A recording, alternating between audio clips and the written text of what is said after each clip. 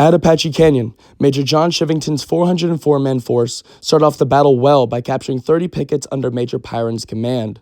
They would then move on to attack Major Pyron's 400-man force, surprise and outflank them, and move on to a cavalry charge that achieved little.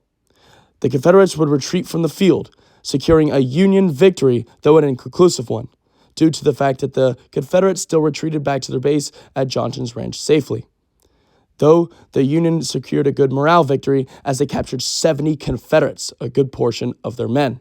The next day on March 27th saw no fighting, as both Union and Confederate forces were gathering for another confrontation. The Union, under Colonel John Slough, would gather up to 1,300 men, and the Confederates, under Lieutenant Colonel William Scurry, would gather up to around the same number.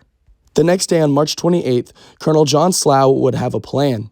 He and 800 of his men would move up the Santa Fe Trail and hit Johnson's Ranch, the Confederate encampment, from the south, while he sent Major John Chivington and 500 of his men south of the Santa Fe Trail and hit Johnson's Ranch from the west. It was a pinning attack that relied on the Confederates still being at Johnson's Ranch. However, the Confederates would move quickly, as Lieutenant Colonel John Scurry and 1,300 of his men would move south of the Santa Fe Trail and attack Colonel Slough's men, forcing them back until they were at Pigeon's Ranch, forming a defensive line there. While this was all going on, Major John Chivington and his force would move up to Johnson's Ranch according to the plan.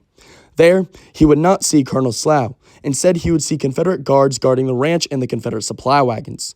He would attack and rout the guards and burn the Confederate supply wagons. Back at Pigeon's Ranch, Colonel John Slough's men would be forced from the field after surviving 2 Confederate charges just for a third to break their lines. Lieutenant Colonel William Scurry won the field, but after hearing that John Chivington's men destroyed his supply wagons at Johnson's Ranch, he would be forced out of Glorieta Pass, retreating back to Albuquerque.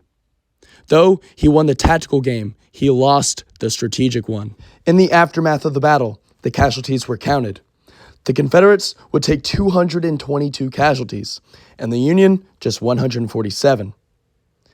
After the battle was over, the Confederates would retreat back to Albuquerque, and then out of New Mexico entirely, never really threatening the territory ever again.